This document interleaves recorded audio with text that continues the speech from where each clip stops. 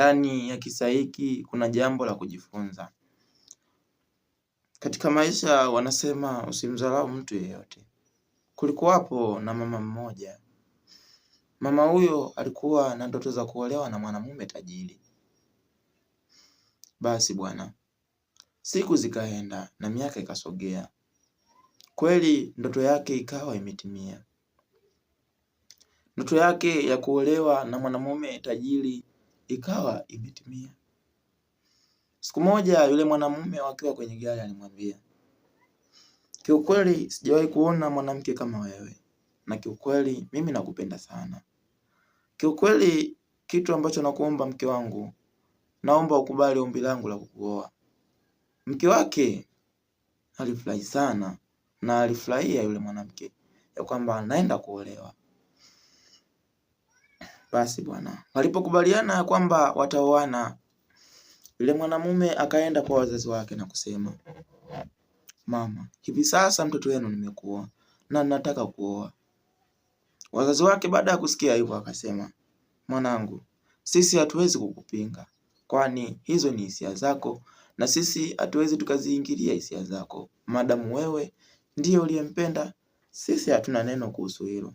Nyie cha kufanya, andaeni tu siku ya sherehe, andaeni tarehe ya ndoa na sisi tutagharamikia kila kitu.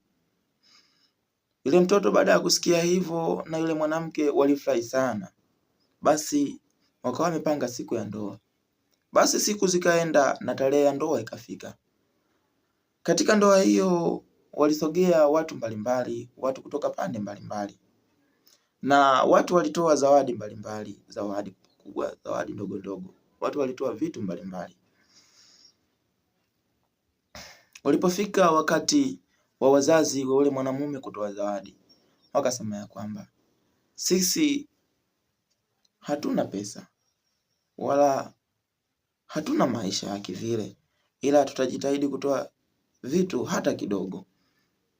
Wakasema kwamba tutatoa nyumba 12 kama zawadi, na tutatoa magari 20 kama zawadi, na tutatoa pesa kidogo kama zawadi, ni kama bilioni 550. Hiyo pesa tutatoa kama kamtaji kadogo ka kuanzia maisha. Yule mwanamke baada ya kusikia hivyo alifurahi sana. Mara ghafla wakati wapo katikati ya ndoa, yule mwanamke akajisikia kubanwa na mkojo.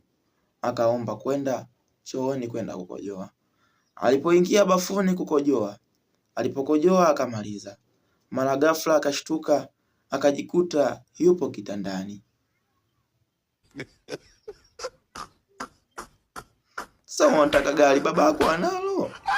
Unataka bilioni 515 babako anazo wewe? Mimi mnaniuzi jamani.